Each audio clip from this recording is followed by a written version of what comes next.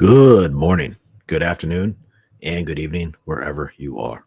It's great to be back with you. I hope you are doing well. That was my new bumper music, theme music, introduction music by Ecolix, who's a professional musician. If you've heard my other theme music, he also wrote that as well. And so you can see he has a quite a diverse talent for different types of music. Hopefully that made sense. That was kind of a weird sentence. Anyway, I am your host. You can watch and listen to me on YouTube. That's where I primarily post these, and on Rumble as well, and on X. Although I do these days, I mainly post YouTube shorts over there, or as I call them, my AI shorts. So you can see those over there. Obviously I create these videos in the style of classic radio, so you can listen while working out in the gym, or a morning, afternoon, evening walk around the neighborhood, or while you are doing chores or cleaning house. It's a great way to listen to my videos. Anyway, the activity is up to you. I am glad you chose to include me in your life. I really do appreciate it. Please like, share, and subscribe because it does feed the AI algorithm. And finally, please post your comments and questions below. It'd be wonderful to hear from you. And let's jump right into it. I'm going to just want to thank, well, first, just want to thank my YouTube subscribers. I appreciate it. Growing slowly, but growing nonetheless. So I appreciate all of you, and my views have definitely gone up, and so I appreciate that. And of course, I'm going to continue to put out content.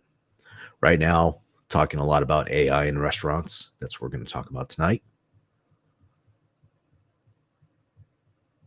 And I'm going to throw some other topics in as well, of course, having to do with AI and markets, and especially now since President Trump has pushed forward his tariffs and also duties as well. So I'm going to incorporate those in my videos as we continue forward. And especially this is going to be important for restaurants because restaurants have low margins. And they are high risk businesses, and they're very economic sensitive. They're economically sensitive to volatile markets. So it's very easy for them to go out of business. Customers change their habits. Supply chain lines are interrupted. And so AI is becoming a very important tool for them. And so we're going to continue to explore that as I integrate my engineering and economic knowledge. So I hope you take that ride with me. And I just want to say thank you. In addition to that, you can watch my videos over on engineeridE.com. So I need to update those videos to the videos from this previous week. But either way, this landing page right here provides a quick spot for you to be able to listen to my videos. And of course, on here, I have featured videos and featured AI shorts as well. So please give that a try. And so let's jump into it. Finally, we'll get into the article here. This is from PR News. Title: Papa John's and Google Cloud team up to deliver AI-powered pizza experiences. So last time we spoke about Taco Bell and NVIDIA. Before that, we talked about Wendy's and Google Cloud. Google Cloud is a big player in this. So is NVIDIA. Well, NVIDIA signing on with Yum Brands. That basically means they have access to 67,000 storefronts. Papa John's has, I think I was looking at the data, I want to say around 5,000 some storefronts. We will. Let me look here. Yeah, about 5,900. All right, so we're gonna get in that data here in a little bit. So it's 5,900. Of course, Wendy's 59. It's like 5,900 as well. Domestically, 7,000, about 7,000 internationally. So now we're starting to get a picture of the players in the market and how much proportion they have in the market, a percentage of the market, so to speak. We don't have those numbers quite yet. I'd have to go dig a little deeper for those numbers. But it's looking like with the partnership between Yum Brands, which is Taco Bell, KFC, Pizza Hut, yeah, 67,000 storefronts. Obviously, that's a lot more than what we've been seeing with Google so far, Google Cloud. But yeah, eventually we'll get into that. Dig a little deeper on my part, find some more data on that. But hey, we're getting a picture of the marketplace now.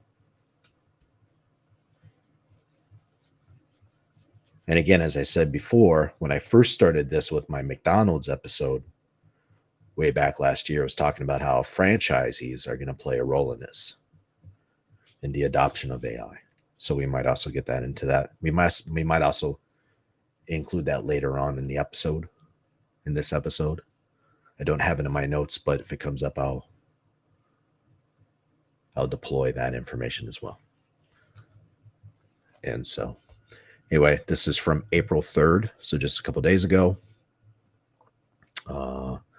Let's see. Google Cloud will, article continues, Google Cloud will help elevate the Papa John's customer experience by anticipating personal cravings and optimize delivery routes, among other AI-powered upgrades.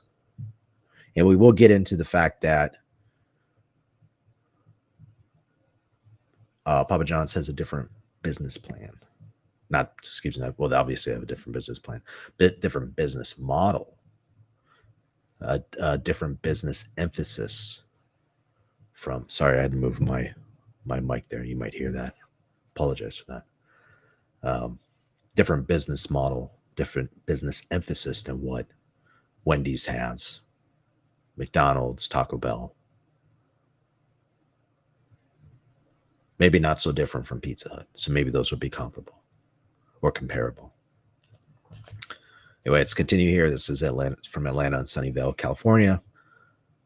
Google Cloud today announced an expanded multi-year partnership with Papa John's to revolutionize the pizza makers' ordering and delivery experience using the power of artificial intelligence, AI.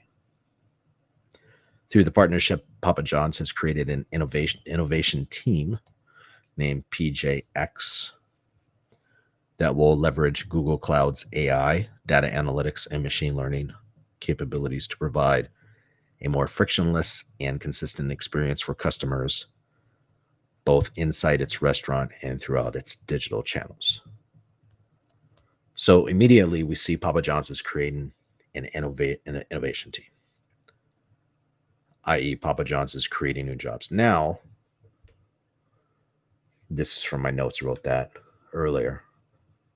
It could be the case these are new jobs. Could be the case that they took these employees from someplace, from other teams and other projects, and created this new project, this new team.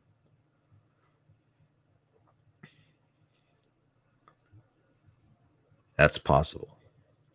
We don't have, we're doing, obviously we're doing a little speculation. By the way, on all these videos, all these articles, I'm doing a little bit of speculation just because we're not given enough data, enough context from the article. But as we read more articles, we get more data, or our context improves. So to speak, we have a larger picture of the field.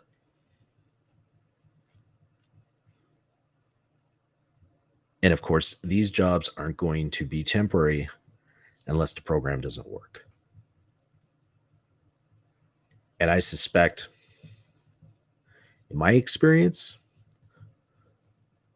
they'll push this 2 or 3 years until they say, yeah, you know what, this isn't going to work. It'll probably be a good 2-3 years. A couple years till they figure out if it works or not. So there is some stability here for those people who are on this team. And by the way, if it does work, then what'll happen is, I don't know what terms they use, because this is not my industry. I work in a different industry. But they would have a team come in afterwards, who this team, this current PJX team, they would hand off to a new team coming in, and then that team would maintain and upgrade the technology, both in the hardware and software side. At the very least, on the software side, depending on, and that depends on how difficult it is to upgrade the hardware. The hardware in this case, well, if they're going through Google Cloud, then that might not need to do that. It just depends. So I could see this going a few different ways. And again, the reason why, if this works, this isn't temporary, this is going to continue, it's going to be maintained. It's because tech needs to be maintained after it's designed, built, tested, and deployed. Tech needs to be updated. That just comes with it.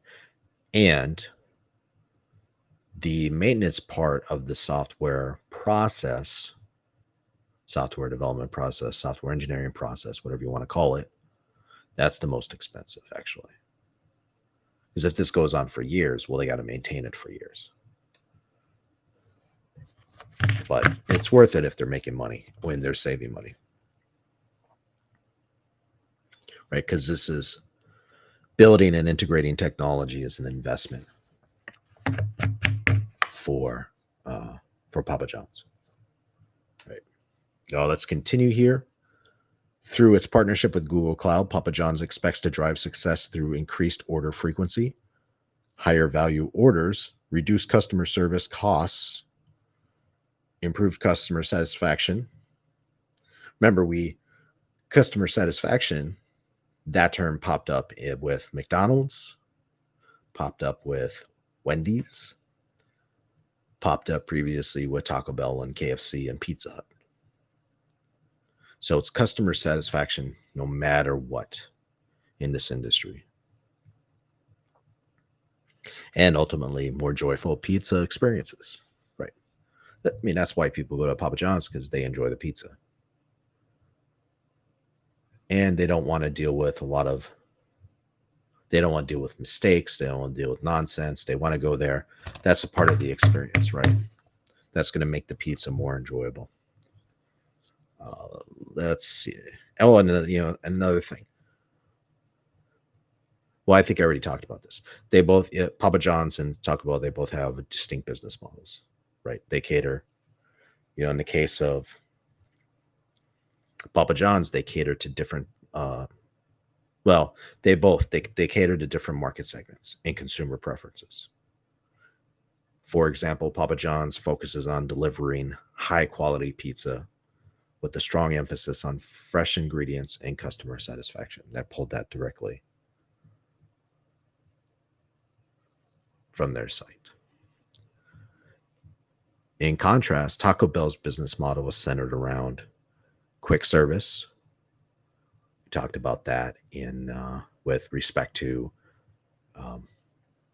Wendy's and McDonald's. And of course, like Wendy's and McDonald's, it has a wide variety of menu items. So that's also something to consider as well when we're comparing the different business models. Let's continue here. And here's a quote: at Papa John's, our aspiration is to be the best pizza makers in the business. So that's their objective, to be the best pizza makers in the business. Being the best means we are crafting great pizza and providing every single customer a superior experience along every part of their journey, from ordering to delivery to our loyalty program, said Todd Pennegar, President and CEO of Papa John's. Continues here. Our partnership with Google Cloud will enable us to take personalization to the next level. We're not just reacting to orders. We're anticipating our customers' needs and proactively providing tailored recommendations and offers. This isn't just about convenience. It's about creating a truly joyful and personalized pizza experience that builds lasting loyalty, end quote. And of course, Papa John's is going to utilize customer data to predict the likelihood of what a customer wants in his or her next order. That's a part of the data analytics. It's a part of the AI system. They need to collect data from the consumer. They put that into a database someplace. Then that data is going to get processed and it's going to come back out. And it's going to tell Papa John's what they need to do. It should work frequently, if not most of the time, because we are creatures of habit. How often do you get let me ask you this question. When you go get pizza, do you get a different pizza each time? Or do you get the same pizza each time? Right? We all have our favorite pizzas. I like a veggie pizza. So my two pizzas are veggie pizza, and I get extra veggies thrown on it. Deep dish if the place has it. And I like pepperoni and mushroom with extra mushrooms. Those are my two favorite pizzas. Every once in a while, I will get sausage and pepperoni with mushrooms. Every once in a while. But most of the time, I will get the veggie with extra veggies and the pepperoni and mushroom with extra mushrooms. That's what I'll get. And so the restaurants I go to, the pizza places I go to, they're going to collect that data. Every time I go in there, they're going to get my number, name, phone number, address,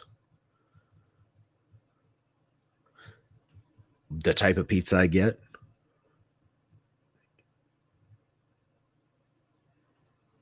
including the type of crust, thin crust. I also like thin crust as well.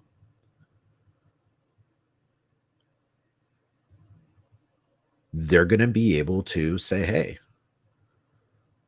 this is likely the type of pizza Doc likes. And maybe I don't realize it. Maybe I don't realize it. Maybe it's the case that I like mushroom.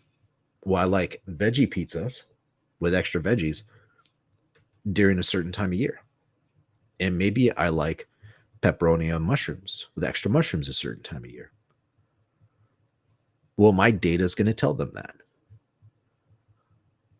Seasonal data is going to help them.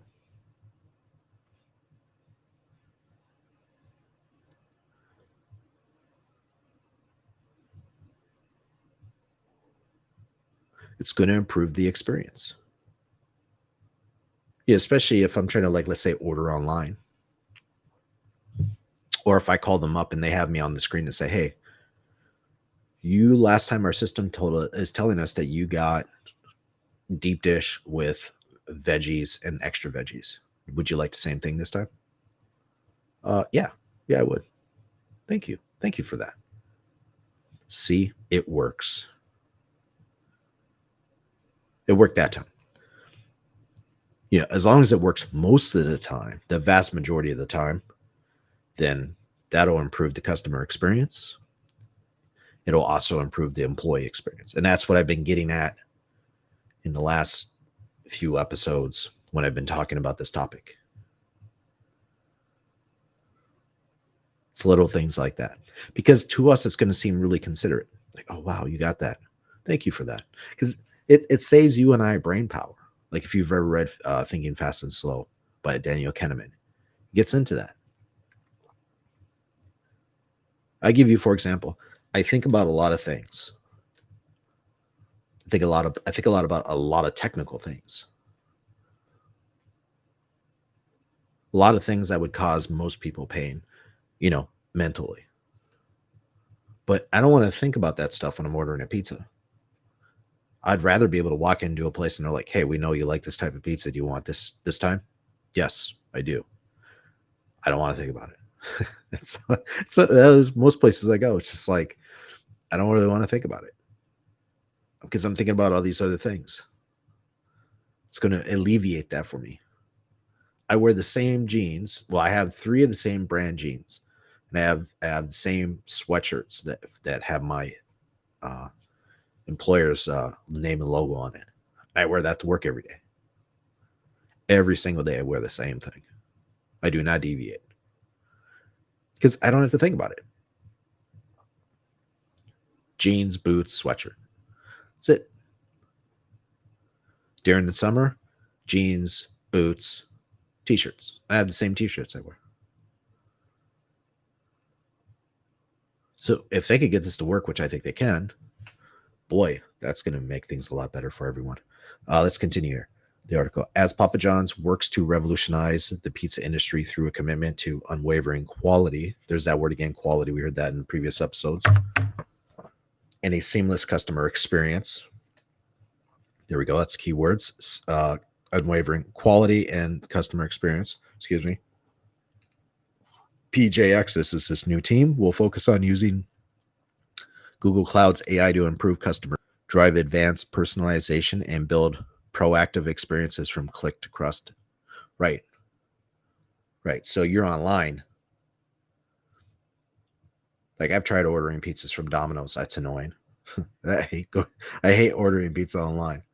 But boy, if I could do it just like once, or if I order my pizza on the phone, they put it into the system. They extract that from the database, and then let's say if I ever go online and order pizza, it'll basically be right there in front of me. I won't have to go through all that. It will associate my information online with what's in the database. It's much quicker. Let's continue here. Let me scroll this up a little bit for you. Key projects from the team include anticipation of customer needs. Right, that's what we just talked. That's what I've been talking about. Anticipating my needs as the consumer, using Google BigQuery, Vertex AI, and Gemini. I'm not going to get into those things. That's the tech stack that they're going to be using for anticipation of customer needs. I'm not going to get into what those things are. I'm going to go by that. This video is not to get into the technical aspects of it. Again, I try to keep my videos accessible to everyone.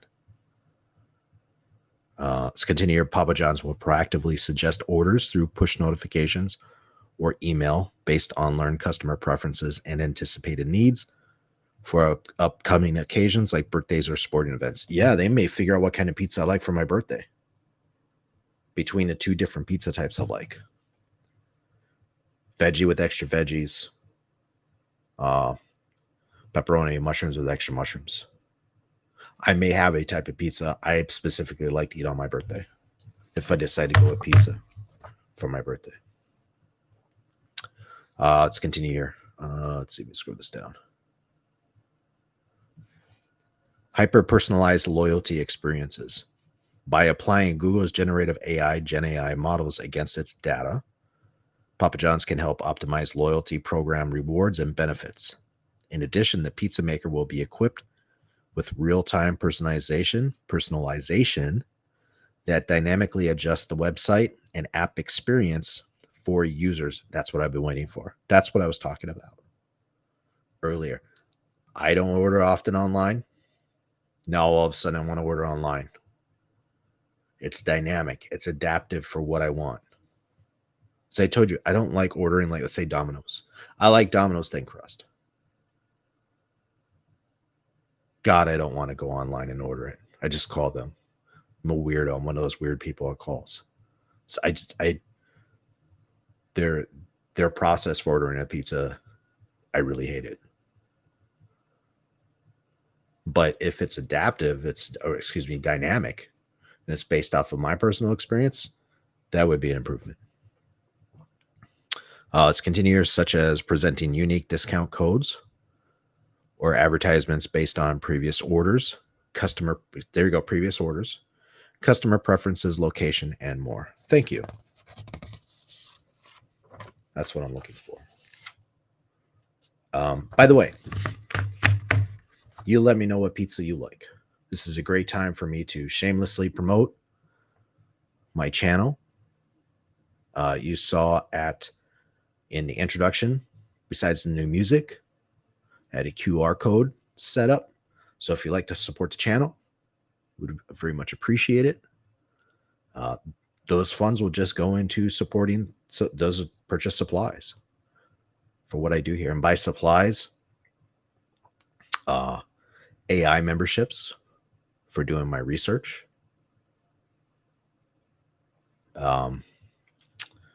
For this, I use Restream, and that costs me money. So it'll go into supporting that.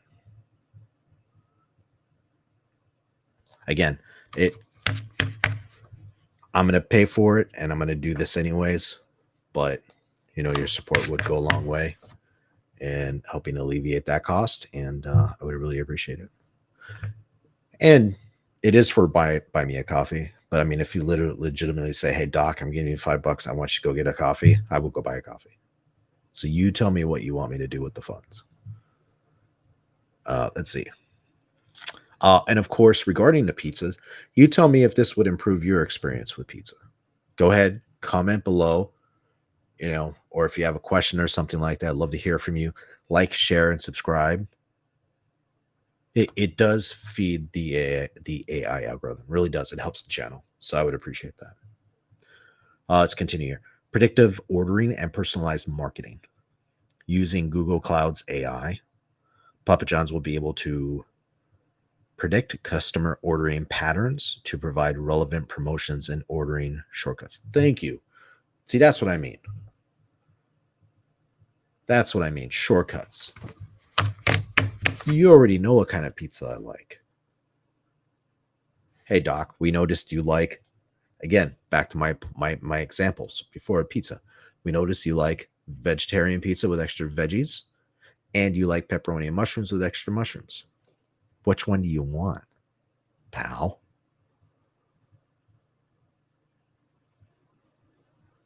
Or do you want this other one that you get like every once in a while?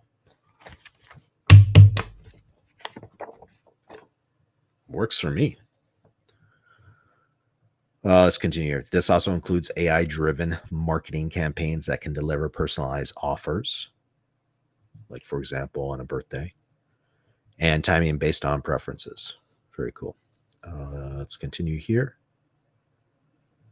AI-powered customer interactions.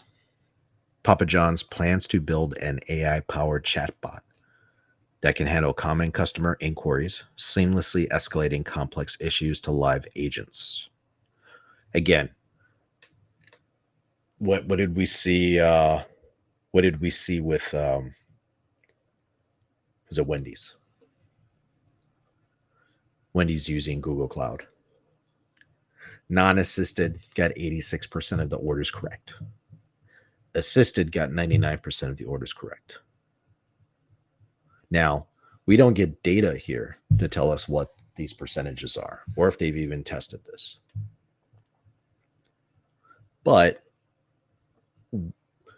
we can assume for classroom purposes that's probably about the same until we're provided other data that tells us, that contradicts that or tells us it's something different.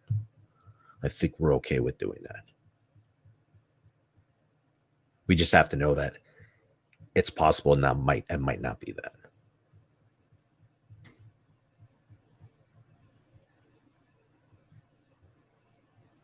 But again, they have to escalate issues to live agents. And by live agents, they mean people working along with the AI system, just like over at Wendy's, just like over at Taco Bell.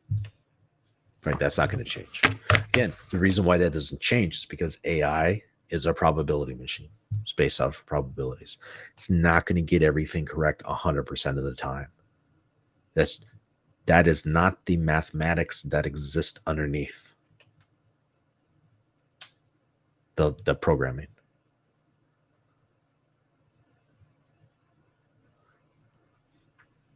It is probability theory, classical statistics, whatever you want to call it. That's what's underneath. Now there's linear algebra, and at this point I probably just went ancient Greek on everyone. But the point is, the mathematics underneath tells us it's a probability machine. It's not going to be 100% correct all the time. So they're always going to need assistance to some degree. To some degree. Let's continue here. The pizza maker will also incorporate AI-powered voice ordering via the app to further enhance convenience. Right. If you've seen a good example of this, I don't know if you use Deep AI. I use Deep AI for the images. That's the image at the beginning of this video.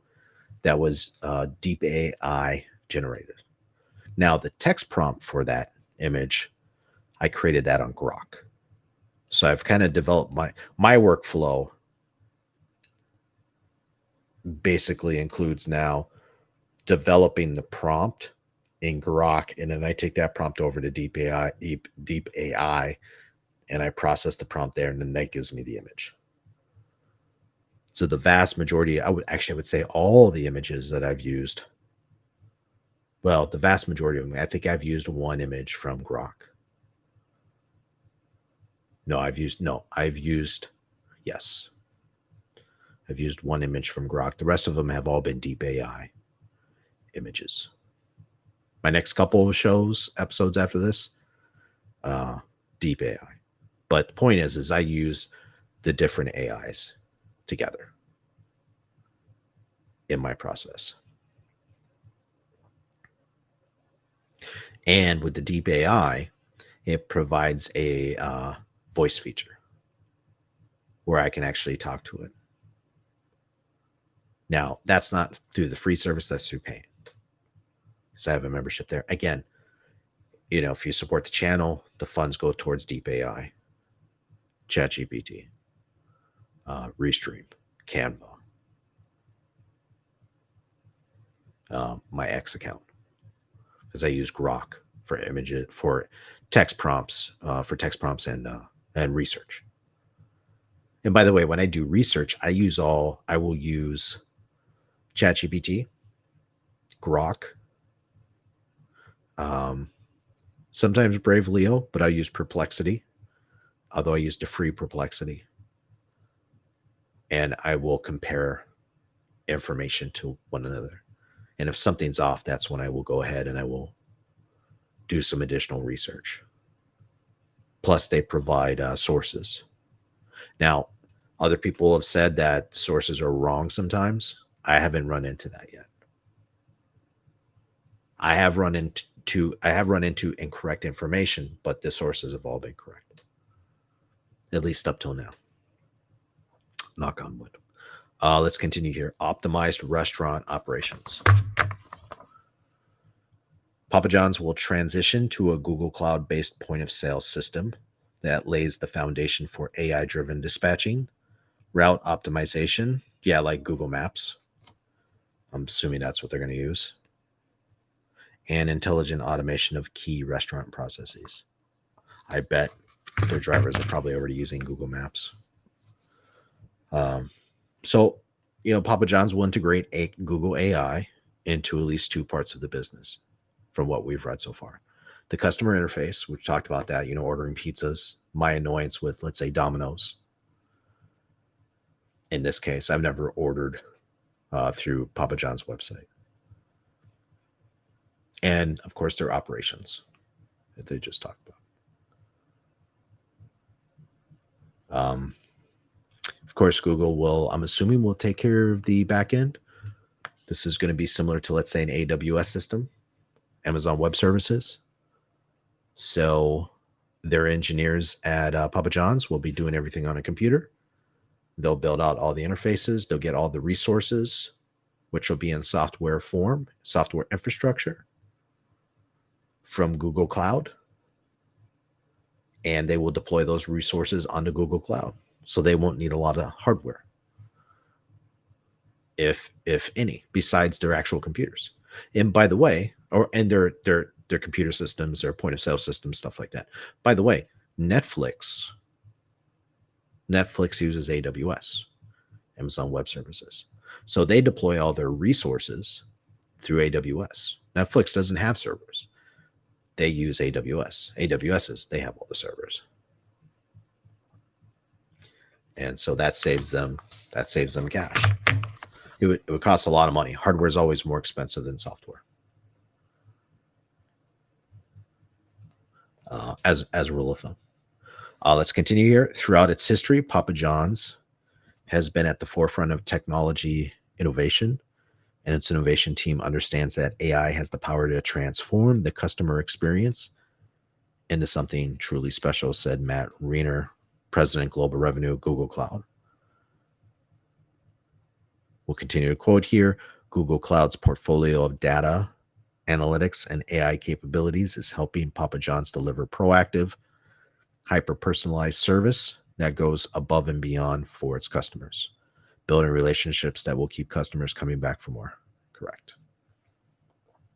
I would like to point out that Papa John's is changing its technology stack.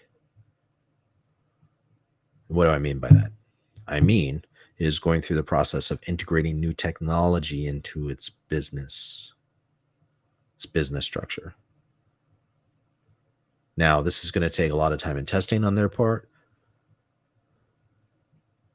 It's not so simple of a process, even on the best of days, right? They're just dealing, in this case, I suspect they're just dealing with the software and software infrastructure.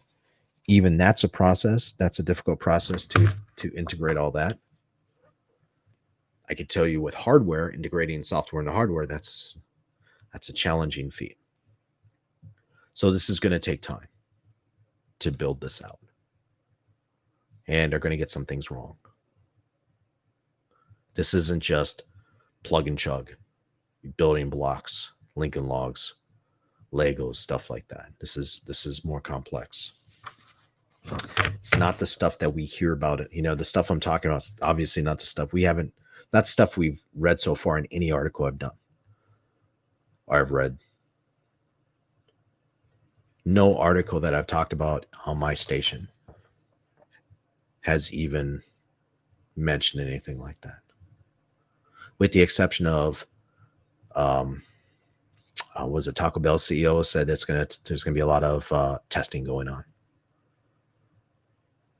He admitted that, but that's about as close to real world that any of these articles have gotten. Again, the point being, this is a complex process, and it takes years. As we saw from the example with McDonald's and IBM, it took 3 years for them to figure out it wasn't going to work. With Wendy's and Google Cloud, it took them years to figure it out that it was going to work with their first 100 restaurants. And then they saw that worked. Well, they scale it to 600. And they're going to continue to test with 600 restaurants instead of 100. But remember, domestically in the United States, they have close to 6,000 restaurants. So this is going to take some time. I'm not talking about days and weeks, not talking about months. We're talking about years. Let's continue here with the article. PJX will bring together teams from Papa John's and Google Cloud to elevate the experience of Papa John's customers at nearly every touch point, right? They're going to work together. I know I'm familiar with this process. So in this case, Google is a third party vendor. Their team is going to work with the PJX team, or are going to be included in those teams. From the moment they first crave pizza and engage with Papa John's, all the way to enjoying the first bite of their pizza order. Correct. Said Kevin Vasconi, Chief Digital and Technology Officer, Papa John's. Continues here. Kevin continues here, says, by building on our heritage as a tech pioneer in the pizza industry, we are embracing what has always made Papa John's so well loved, our commitment to better. Okay. Obviously, he's talking about Papa John's used technology early on. They're not a tech company, but they've used technology. They've been able to adopt technology very quickly in the marketplace, which, by the way, that gives them an advantage. So let's see here about Papa John's. Papa John's International opened its doors in 1984. That was its first store with one goal in mind: better ingredients, better pizza. Papa John's believes that using high quality ingredients leads to superior quality pizzas. They've got a decent pizza. Papa John's believes, let's see here, its original dough is made of only 6 ingredients and is fresh, never frozen. It's interesting. By the way, that was 41 years ago. Papa John's opened in 1984. Think about the technological change that's happened since 1984. So let's see here. I got some further notes. Opened in 1984, and since then, the number of storefronts has increased to 5,906. And at least since 2007, the growth has been year over year. However, the number of employees peaked at 23,100 in 2016 and has decreased since then. So the question is why? So let's do that. Let's jump into, since we're at it here, let's jump into the data. I got some data for us. Restaurants. So here we go. This is from Statista. You can get a lot of cool data from Statista. We'll go back down. Here we go. That's actually better. All right. So we see here number of restaurants, 2007, 30,208. And today, 5,906. Well, as of 2023, we're in 2025 right now. So we'd have to see what the 2024 numbers are. But it looks like here that it's increased every single year, including, well, in 1 year, it's flat between 2019 and 2020. It was flat. That makes sense because of COVID the virus in early 2020. I don't know if YouTube checks for that or not anymore. But then, of course, we see this bump from 5,400 to 5,600, 5,650 between 20 and 21. So they started growing again. So there's a bit of a flatness between 2018, actually more like 2018, 2020. And then, of course, it started to grow again. But it's still growing by a few. And the fact that they opened up 5 stores between 2019 and 2020. Actually, well, it depends. According to this, 2020, 5,400, and then in 2021, 5,650. We just don't know when those stores were opened. But they're like opening stores during the whole incident, so to speak. The question is, and then let's go to, so we see that increase. And of course, they started off with 1 in 1984. Right. And so let's go over to the number of employees, because we're thinking about AI is going to replace employees, right? That's what AI is going to do. Well, in that sense, AI is definitely going to change the business model. Remember, my claim is AI is not going to be any different from any of the other previous revolutions. The number of jobs will increase in the market. AI will certainly destroy some jobs, but it's going to create a lot more jobs. What's one indication of this besides historical trends? One indication is the market needs more data scientists. It needs more AI engineers. It needs more machine learning engineers.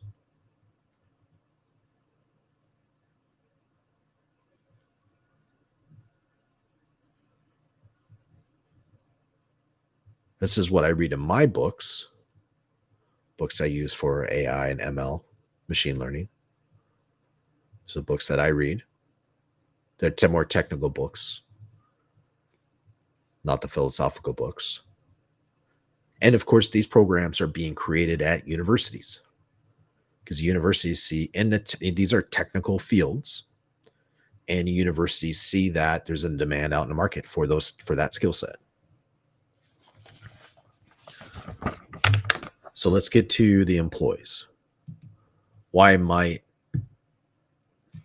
the number of employees be decreasing? There we go. And by the way, the number of employees has been decreasing for Papa John since 2016. In 2016 peaked out at 23,100 employees. Today it's 13,200. That's a big difference.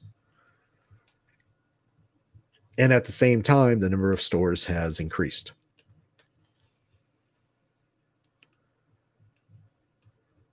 So I did a little bit of digging, a little chatting with Grok and ChatGPT. So take this with a grain of salt. Here's what ChatGPT said. Papa John's experienced a PR crisis and leadership fallout. That's true.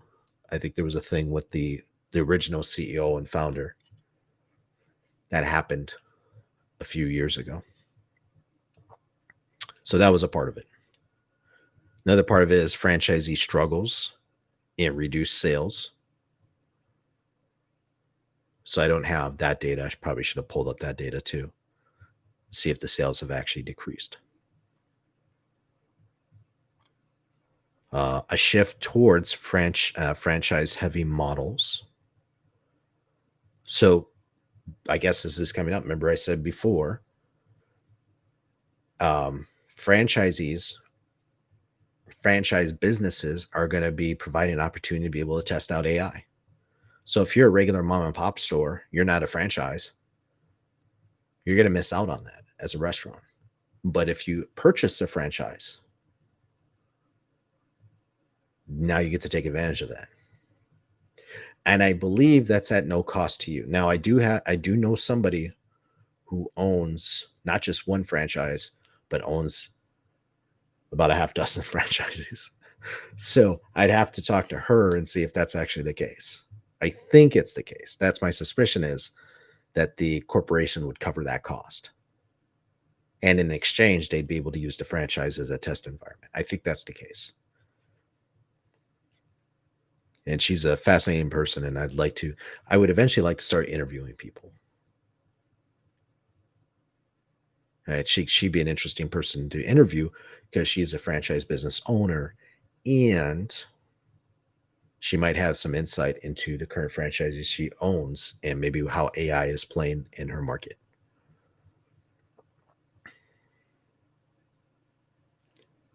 And of course, the last thing was that ChatGPT said was early automation and tech integration. That doesn't necessarily mean AI, although I did ask. I said, hey, has Papa John's been using AI and data analytics? And ChatGPT said yes. They started incorporating that around that time. Now, that's not a direct, it's just not a one variable issue, right? As you said, ChatGPT gave me multiple variables for why this might happen.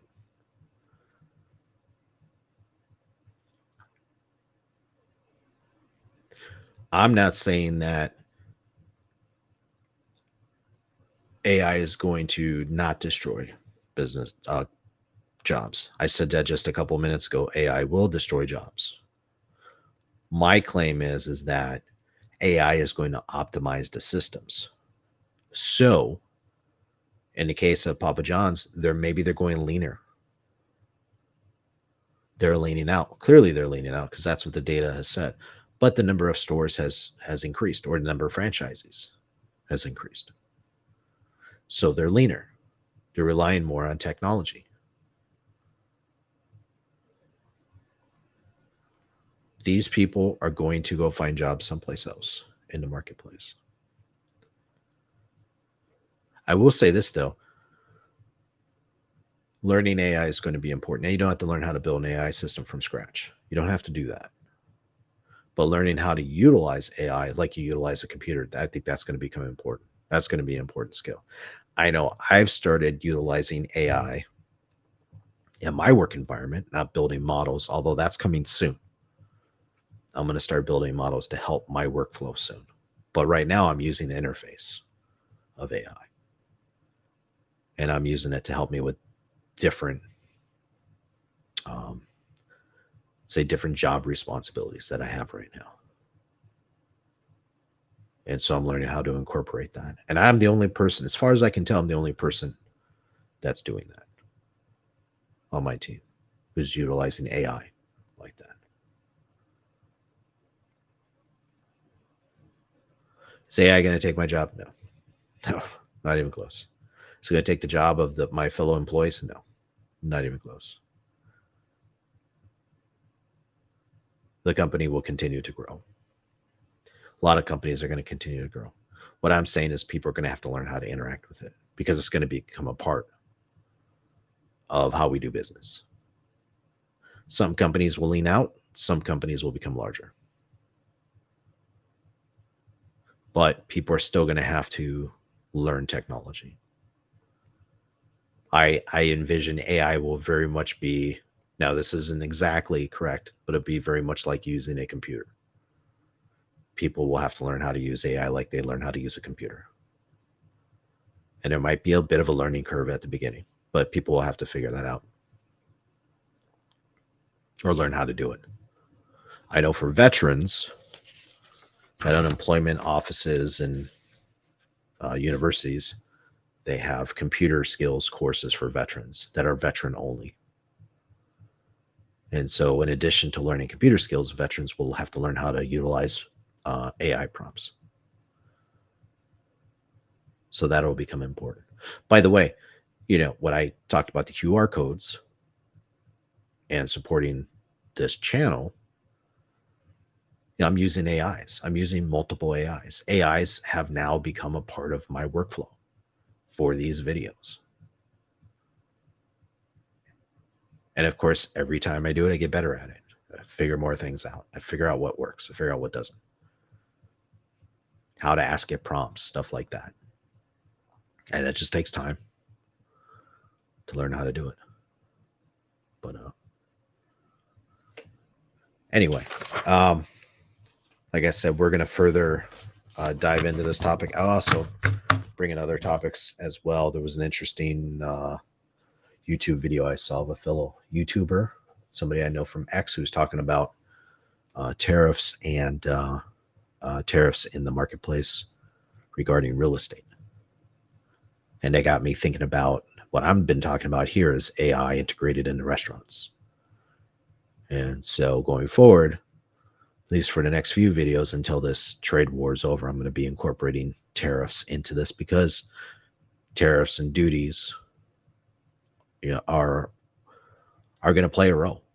Restaurants, like I said earlier on in this very beginning of this episode, restaurants are economically sensitive. They are sensitive to market forces and political forces and stuff like that. So, it's going to be an important variable to consider with the success of restaurants. And I think AI is going to help restaurants a lot if they can implement it. I think it's going to help them, especially against volatile markets. It's not going to be perfect, but I think it's going to help if it's implemented correctly. Anyway, we'll get into that and more as we progress in these videos. Again, like, share, and subscribe because it does feed the AI algorithm. If you like to support the channel, just go ahead up there in the left-hand corner of this video. Go ahead and just, obviously put your picture on that QR code. And if you'd like to support me, that'd be great. Or put your camera on the QR code. Or get that QR code and follow it to the buymecoffee.com / engineer IDE, I believe. It's definitely going to be engineer IDE. I think that's the website. Anyways, it's at Buy Me a Coffee. So I appreciate that. Let's see here. Where are my notes for my other stuff? Let's see here. That is that. Oh, here we go. So, well, I did have my final 3 questions, which I was going to. I almost forgot about my final 3 questions. So I do that real quick and I'll let you go. So first final question. Can AI truly enhance dining experience without losing the human touch that makes food feel personal? Is that for this one or is that for another one? No, that's right. That's correct. And then, so I've got, no, it's correct. I got a lot of notes on my table, so hopefully I'm not mixing things up here. Second, as AI becomes more involved in our meals from order delivery, where should we draw the line between convenience and connection? Third, final question. Are we ready to trust artificial intelligence, not just to feed us, but to understand us as diners? I think you already know where I sit on that, some of those questions. I'd like to hear from you. Go ahead, comment, ask your questions below. I'd love to hear from you. Like, share, and subscribe. So it does feed the AI algorithm. Were there any questions you thought I should have asked? Were there any questions I missed? Is there anything I got wrong in this that you get disagreed with me? Please let me know in the comment section below. It'd be wonderful to hear from you. Other than that, I will see you in the next episode.